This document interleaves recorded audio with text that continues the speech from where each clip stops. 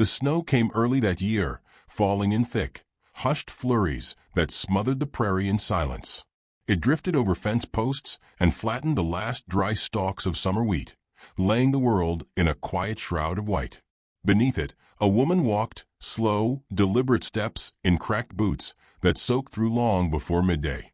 She did not weep, not aloud, but her breath hitched in small, breakable ways.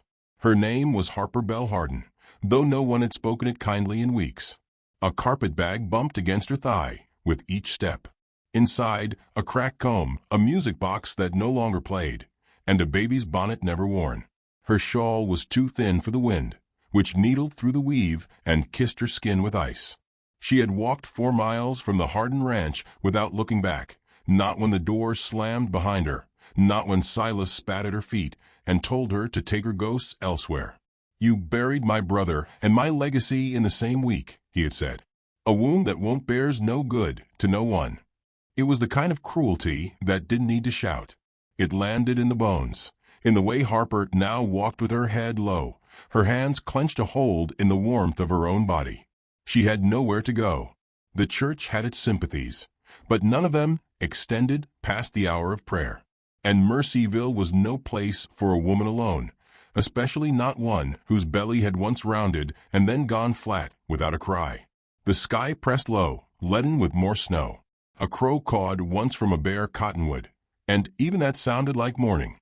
As the last light of day bowed behind the hills, Harper reached the outskirts of town. The yellow glow of oil lamps flickered in windows she had once been welcomed through. Now the curtains twitched and doors stayed shut. Miss Trudy stood outside her seamstress shop, plucking a loose thread from her apron. Her eyes took in Harper's state, muddy hem, wind-burned cheeks, the too empty bag, and narrowed with satisfaction. "A Hardin no more," she said, not to Harper, but loud enough for the night air to carry. "That's what happens to girls who think they're owed." Harper didn't respond. Pride was a currency she'd spent too freely in better years. Now she had only silence left. She made her way to the little white church and tried the door. Locked. Her knuckles knocked once. Nothing. She sat on the steps, tucking her feet under her skirt, and let the snow claim her shoulders. It might have ended there, just another lonely story folded into the winter. But far beyond the town, in the quiet hush of falling snow, someone was watching. Nate rode without hurry, his horse stepping careful through the powder. He had seen her walking hours ago, small and stooped against the sky. He did not approach. Not yet. Apache blood taught a man to listen first, to storms, to silence, to stories trying not to be told. From the edge of the cottonwoods, he watched the woman pause at the church, then keep walking, aimless and slow, like a leaf on wind.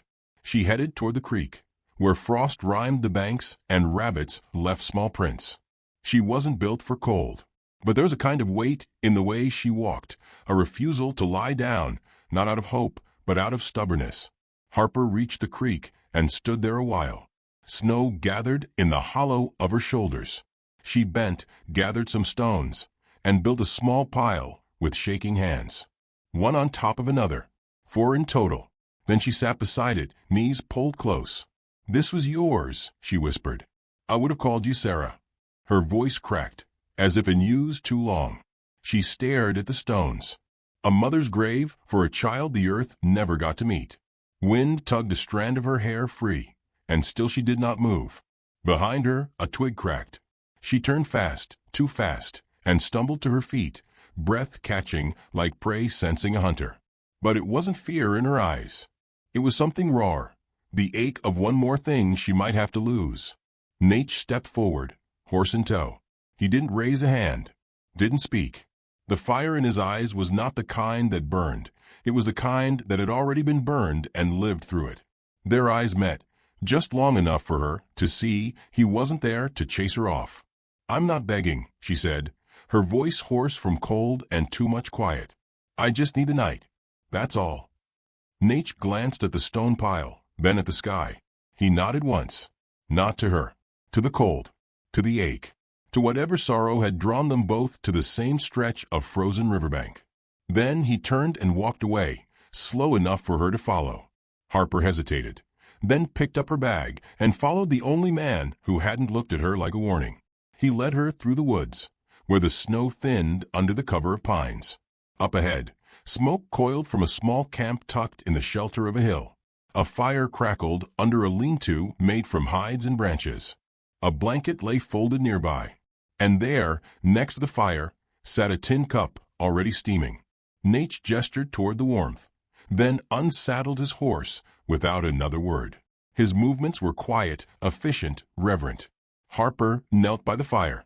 Her hands trembled as they reached for the cup. "You don't have to say anything," she murmured, not sure if he'd understand or care. "I just thank you." Nate looked at her then, not searching, not questioning, just seeing. He took his seat across the fire, and they sat in silence, the kind that didn't ask questions or offer pity. Only space. Outside, the snow kept falling, but in that small patch of flickering orange light, something warmer than fire began to stir, something slow, like thaw, like the first sound of spring under ice. Harper wrapped the blanket around her shoulders and closed her eyes. For the first time in weeks, she slept without dreaming of burial. The morning woke soft and blue, with snow still drifting lazily through the trees, each flake catching the light like ash from some quiet fire. Harper stirred under a blanket she did not remember taking. Her breath came in small clouds, and her boots had been placed near the fire, steaming slightly. Someone had laid a folded cloth over her feet. A cup rested on a flat stone beside her, thin curls of warmth rising from its lip. She sat up slowly. Her body ached from cold and shame, from walking too far with too little hope. Her fingers reached for the cup, coffee, strong and dark, with a whisper of bitterness at the back of the tongue. She sipped it like it was something sacred. Nate moved in the distance. He wasn't trying to be silent, but he made no more sound than the wind. He was gathering firewood, breaking branches not with haste, but with care.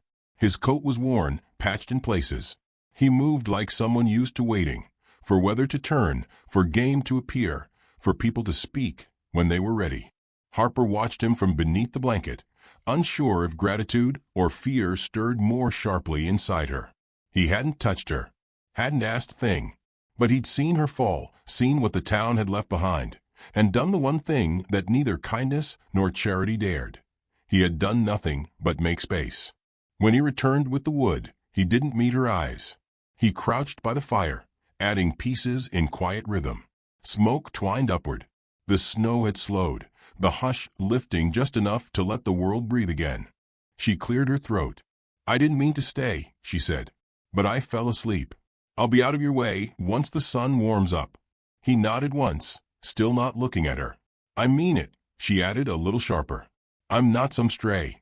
Nate glanced up, his gaze calm and without judgment. "Storm's not done," he said simply. "You'll stay." There was no command in it, no pity either. Just a fact, spoken like weather.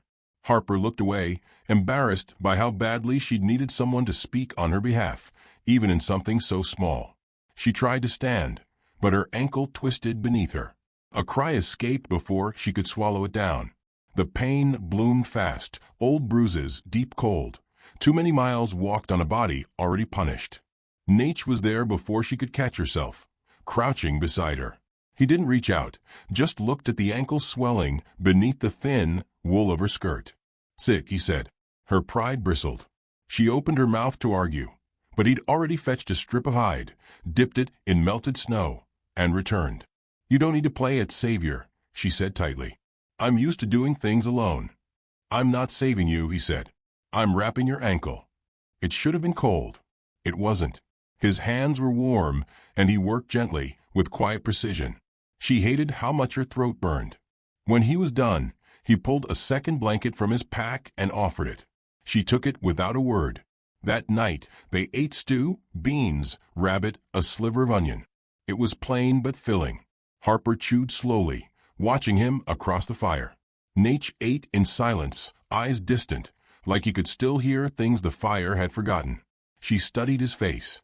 Not for the first time, she noticed the scar across his jaw, not angry or jagged, but clean, as if it had been made with intent. His eyes were dark, unreadable, but not unkind. She spoke without knowing why. My mama used to have a music box. Played Beautiful Dreamer. Her voice softened as the memory shaped itself. She gave it to me before she passed. I kept it by the cradle. It broke the day I lost the baby. Nature's gaze moved slightly, focused now. I used to wind it just to hear something pretty, she said, even after the baby stopped kicking. The fire popped. For a long moment, neither spoke. Then Nate nodded once, as if giving space to grief without pressing into it. You named her, he asked. Harper blinked. No one had asked that. Not even the preacher who buried the small, unmarked box near the edge of the churchyard. Sarah, she whispered. He stirred the fire. Good name. The wind outside had died. The trees stood still, as if listening. She looked across at him, really looked, and saw something she hadn't before, not just kindness, not just solitude. He was a man marked by loss too. She didn't need to ask. His stillness spoke it. The way he never filled silence with words. The way he didn't ask what she had done wrong, because he already knew that some things break for no reason, and the world punishes you anyway. You live out here alone? She asked. Nate nodded. Why? He didn't answer. Instead, he reached into his coat and pulled out a pouch of tobacco, rolled himself a cigarette, lit it with a coal. Smoke drifted across the fire. Men in town think they know what justice is, he said, finally. But justice has eyes like theirs, always looking for someone to blame. She didn't need details. The truth hung between them, wide and heavy. They sat there a long time, smoke curling upward, silence comfortable at last. When the fire burned low, Harper gathered both blankets around her and lay down again, this time closer to the flames. Her ankle throbbed, but the weight in her chest had lightened, just a little. Nate remained seated, head tilted to the stars. He looked like he belonged to the land more than any man she'd ever seen. Not because he claimed it, but because he asked nothing of it. You can stay, he said again, softer now, until the storm ends. Harper didn't answer. Not aloud. She closed her eyes, and in that soft dark, she imagined a cradle rocking gently near a warm fire. And a woman, not broken, not banished, but whole, because someone had made room for her sorrow and not turned away. The wind did not return that night. And in the silence between two fires, one built with kindling, one lit inside a tired heart, something unnamed began to glow. The snow had melted into hard-packed mud by the time Harper rode beside Nate into Mercyville. The town looked the same, whitewashed buildings with flaking trim, a broken sign hanging above the blacksmiths, the scent of old oil and animal sweat in the air. But everything had shifted. She sat straighter in the saddle now, not from pride but necessity. The blanket across her shoulders was gone, replaced by one of Nate's spare coats. Too wide, too warm, but clean. Her skirt had been stitched where it tore. Her hair was pulled back in a braid. She didn't feel whole, but she was no longer unraveling. Nate rode just ahead, quiet as ever. He hadn't asked her to come with him. But when she said she needed thread and dried pears and something sweeter than silence, he had merely nodded, saddled the horses, and waited. They were barely 2 strides into town before the stairs began. Miss Trudy, stationed by her lace-curtained window, leaned out with the practiced elegance of someone who curated every rumor. Her mouth curled at the corners, not a smile, but something far more cutting. Well, I'll be, she said, loud enough for the wind to carry. That hardened girl still has the nerve. Harper didn't flinch. Not yet. The general store's bell jangled as they entered, and the silence inside was swift and sharp. 2 ranch hands stared over a barrel of oats. A boy who had been measuring sugar backed away. Behind the counter, Mr. Elmer's face soured. Nate stood behind Harper, his presence calm but unmistakable. She walked forward with her list in hand. Need needles, thread, dried fruit if you've got it, and a sack of flour. Elmer didn't move. He looked at her, then at Nate, then back at her again. Don't sell to liars or harlots, he said, like he was reciting scripture. Harper felt her cheeks go hot, but she refused to bow. You sold to me last month, she replied, voice steady. Last month, you weren't shacked up with a redskin in the woods. Behind her, Nate remained still. Not passive, still like a man who understood violence was always just a choice away. Harper reached into her pocket and dropped 2 silver coins on the counter. "Your conscience can choke on those," she said, quiet but clear. "Now fill the sack, or I'll take my trade where it's not crawling with cowards." A beat passed. Then Elmer reached slowly for the flour. They left with the supplies wrapped in burlap. Harper's spine felt like it had been threaded with wire. Her hands shook once, briefly, but she kept them hidden. Outside, boots crunched toward them. Silas. He hadn't changed. Same fine coat, same pinched mouth, same eyes that cataloged weaknesses the way a banker tallies debt. "Well now," he said, arms folded. "Didn't expect to see you back, Harper Bell. Thought maybe the wolves had taken you." Harper didn't speak. Silence, she'd learned, could be sharper than steel. "You bring him into town like a trophy?" Silas sneered. "What, a few weeks with your kind was too much for decent folk?" Nate stepped forward once, not threatening, just present. Silas's hand hovered near his belt. "That's far enough, savage." Harper moved between them, heart pounding. "You've said what you came to say," she said, voice low but fierce. "But don't pretend it's concern. You threw me out like spoiled meat. You just didn't expect I'd find anyone who'd take me in." "She's cursed," Silas barked to the gathering crowd. "Her womb is empty, her husband dead. And now she's got this one whispering over her fire like some dark medicine. Don't let her poison this town." Sheriff Boone appeared from a saloon, thumbs hooked in his belt, face unreadable. "Something the matter here?" he asked. Harper turned to him. "You locked the church doors on me." The words silenced the street. Boone blinked. I didn't know." "You knew," she said. "You just didn't want trouble." Boone looked at Nate. "Folks are stirred up. Might be best to keep clear of town." Nate didn't reply, but Harper did. "I'm not here to stir anything. I'm here because I'm still breathing, because I still bleed and need to eat. And I have every right to be in this street, just like the men who buried their decency under badges and titles." The hush deepened. Miss Trudy had stepped outside, apron still damp from her work. Her mouth twisted, searching for a retort. But none came. A child from the boarding house watched from behind her mother's skirt, eyes wide. Harper met the girl's gaze and softened her voice. "I'm not what they say," she said, to the child and everyone listening. "I'm just a woman who lost too much too fast." And in that moment, Harper stood not as widow or outcast, but as a woman who refused to vanish. Nature's hand brushed her elbow, barely a touch, but it grounded her. They turned and walked away. No one followed. No one dared. That night, back at the fire, Harper sat with the music box in her lap. The same one she thought had been lost in the chaos of leaving. Nate had found it near the creek and said nothing until now. She opened it. The spring had broken, but inside was the name she had scratched in with a hairpin, Sarah. Tears didn't fall, not this time. She'd cried herself hollow weeks ago. But her hands shook as she closed the lid and held it tight to her chest.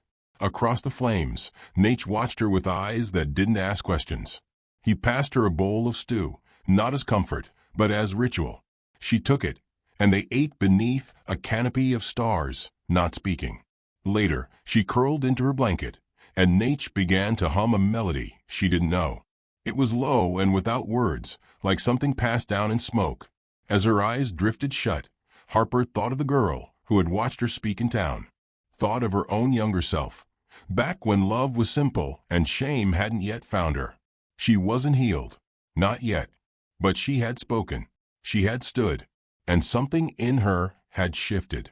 Not loudly, not all at once, but enough. Enough to wake again come morning. The wind changed before dawn, not in speed or temperature, but in scent, carrying something bitter, like iron and pine smoke. Nate rose from his blanket, eyes already scanning the edges of the trees, ears tuned to the silence that comes before men do harm. The fire had burned low, the sky above washed in bruised gray. Birds had not yet stirred. Harper was still asleep, her face softened in rest, one hand curled around the broken music box as if it were an anchor.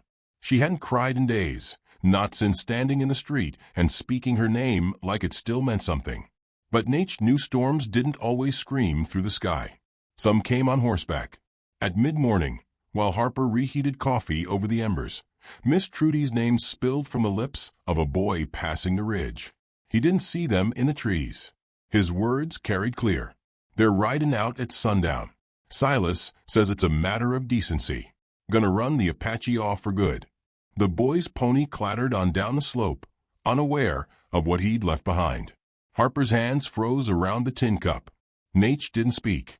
He knelt by the fire and began to wrap his bedroll, his movements as quiet as they'd always been. But Harper saw it, the shift, the preparing, the pulling back. "You're leaving," she said. He paused, then nodded. "You think you're protecting me?" Nate looked up. "They'll come for me. And they'll punish you for not stopping me." "I don't need protection," she snapped. "I need someone who doesn't walk away the second the wind shifts." His eyes darkened, not in anger, but sorrow. "I won't be the cause of your hurt," he said. "You're not," she replied. "They are." He stood. The distance between them felt colder than the creek had that first night. She didn't move to stop him. By afternoon, she sat alone, staring at the fire, lips pressed so tight they ached. She thought of the girl in town, the flowers, the way Boone had hesitated. Something had cracked open. But maybe it wasn't enough. She heard footsteps before she saw him. A limp. A drawl. Silas. He rode up bold, flanked by two men. One had a scar down his jaw. The other chewed tobacco with a sneer. They weren't there to talk. Harper stood. "Well," Silas said, dismounting with the grace of a man who'd practiced confrontation. "Didn't take long for it to rot, did it?" She didn't reply. "Nate's gone, is he?" He stepped forward. "That's good. Means you've still got some sense rattling around in there." "I wouldn't test my sense if I were you," Harper said. Her voice was low, steady. Silas gestured to the others. "Boysry gonna help clean this place up. Get you back where you belong."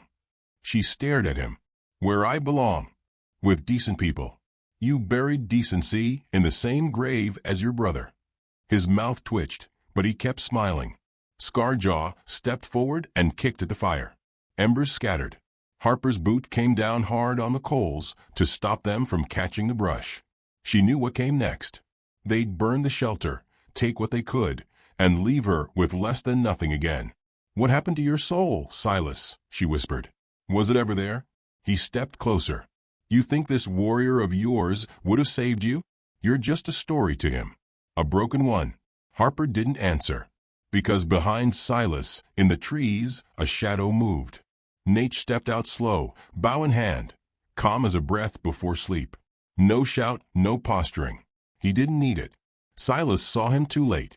The arrow lodged in the ground between his boots, quivering. The silence that followed was a reckoning. Nate spoke, his voice low. "Next one finds flesh." Scarjaw and the other man pulled back fast, hands raised. Even Silas hesitated. "He's bluffing," Silas said, though his voice cracked. "Try me," Nate said. Harper stepped forward then, putting herself between the men and the camp. "She's cursed," Silas said again, but it was weaker now. Harper stared straight into his face. "Then why are you so afraid of what she'll become?" Behind her, Nate moved closer. His presence was like granite. Solid. Silent. Scarjaw turned his horse. "Not paid enough for this," he muttered. The other followed. Silas was alone now. He looked between Harper and Nate, and whatever fire had lit his vengeance burned down to cold ash. He spat at the earth, mounted, and left. The camp was still. Smoke curled again from the fire. Nate turned toward Harper. "I told you I wouldn't be the cause." "And you weren't," she cut in. "But you're part of a reason I stood." She walked toward the fire and sat again, hands on her knees. The wind was picking up. "I buried my daughter alone," she said. "And I buried my name when they cast me out. But you let me speak again. That matters." Nate crouched beside her. "They will come again." "I know. You still want me here?" Harper looked at him, not as a broken man or a warrior or even a protector, but as someone who had stayed when leaving would have been easier. "Yes," she said, "but not to fight for me, to stand beside me." The snow had stopped completely now. The sun pale and low, broke through the clouds and cast gold across the camp. It lit Nature's face, lit the scar on her own heart, and for the first time it felt like something had healed, not perfectly, not fully, but enough to grow. He nodded. The storm hadn't passed, but they were still standing, and that, in a world that tried to bury them both, was miracle enough. The posse came just after first light, when the frost still clung to pine needles like silver thread. 6 men on horseback, shoulders hunched, eyes narrowed against the chill, led not by Silas, but by something older than him. Fear wearing the mask of virtue, the same force that locked church doors and whispered at windows. Harper saw them first from the ridge. Their shapes emerged from the mist like a memory rising from grief, unwanted but undeniable. She didn't move, just watched, one hand resting against the wood of Nature's bough where it lay beside the cookpot. Her breath was even, cold but steady. Nate stood behind her, silent as always. He had heard them too. He'd known they would come. "They're not here for justice," she said. "No," he answered. "They're here for comfort. The kind of comfort that comes from blaming what they don't understand, from punishing what does not kneel." By the time the riders reached the edge of the camp, Harper had stepped forward, her dress patched but clean, her hair braided with thistle and twine. She stood tall, not like a warrior, but like a woman who had already buried the worst a life could take. The lead rider pulled up his horse. Sheriff Boone. His face was drawn, sleep-starved, but his badge still glinted like he believed it meant something. Behind him, Silas held his reins high and proud, but even he seemed unsure now, eyes flicking to Harper's face, then to Nature's unmoved figure. Boone cleared his throat. "Harper Bellharden," he said, "we're here to escort the Apache man off settler land, for his safety and yours." "My safety," Harper echoed. "Is that what you call it?" Boone glanced down. "There's talk. There's always talk. That doesn't make it truth." Silas edged forward. "We gave you a place once, Harper. You threw it away." "You gave me a cage," she said, voice like steel under silk. "And when I stopped being useful, you kicked me out of it." A wind stirred. The pines creaked. Boone shifted in his saddle. "This land belongs to settler claim. Your presence with him puts you in jeopardy." Nate took a step forward now, not threatening, just present. His gaze moved over each man as if memorizing them, not in hatred, but in clarity. One might watch wolves the same way, not for vengeance, but survival. "I won't raise my bow unless I'm forced," he said. "But I won't leave her." The men behind Boone tensed. Harper moved to stand in front of Nate. She raised her chin, but her voice softened. "You'll have to shoot through me, Sheriff." It wasn't drama. It wasn't defiance. It was truth spoken plainly. Boone's jaw clenched. "Don't make this harder than it has to be." "No," she said. "Don't you." A long silence fell, the kind that waits for a single spark to set the whole world alight. From the tree line, a sound. Small. Out of place. Footsteps. A child broke through the brush, a girl no more than 7, with blonde braids and a red ribbon. In her hands, she held a handful of wildflowers, wilted but bright. She stepped into the clearing, eyes wide, and walked up to Harper. "My mama says you're brave," she said, her voice high and clear. "She said you were right." The posse froze. Boone blinked. Silas opened his mouth, then closed it. The girl held out the flowers. Harper took them with both hands, cradling them like an offering. Behind the girl, her mother appeared, hesitant but unarmed. Then another woman, a man, townsfolk who had not raised guns or gossip, who had simply watched and wondered. They said nothing, but they stood. Boone looked from Harper to the townsfolk, then back at Silas. "No crime's been committed," he said at last, the words forced but final. "There's nothing here to arrest." Silas reeled. "You said." "I said what needed saying. That was then." He turned his horse. "Go home, Silas." One by one, the riders broke away. Not fast, not ashamed, but quieter. Like men who'd come looking for righteousness and found something older instead. Harper stood still long after they disappeared. Nate stepped beside her, brushing one knuckle against her wrist, an almost touch that spoke of thanks, of awe, of something blooming where fear had once taken root. "You could have let me go," he said. "I could have," she answered. "But then I'd be alone again. And I've learned what that costs."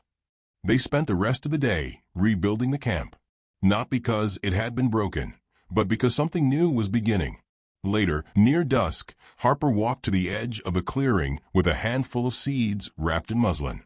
She knelt by the place where she'd once built a grave of stones for Sarah and pressed the seeds gently into the earth. Nate knelt beside her. "What kind?" he asked. "Wildflowers," she said. "The kind that come back on their own." He touched the earth beside hers, helping her cover the seeds. The moment was small, but it felt like a hymn. That night, they sat beside the fire. No words were needed. The wind was kind. The trees stood like sentinels. And as the flames rose, Harper leaned her head against Nature's shoulder, not for rescue, not for warmth, but because some souls, once broken, still find their way back to each other. Out in the dark, an owl called low and steady. Later, when the fire had gone to embers and they were still sitting there in the hush, Harper spoke. "They won't write songs about us." "No," Nate said. "But maybe someone will remember." She smiled. "That's enough." And it was. Because sometimes the miracle isn't in the thunder or the fire or the vengeance. Sometimes it's in the woman who chooses to stay. In the man who listens instead of leaving. In the child who hands you flowers when the world draws guns. Sometimes the miracle isn't what you see. It's what you become.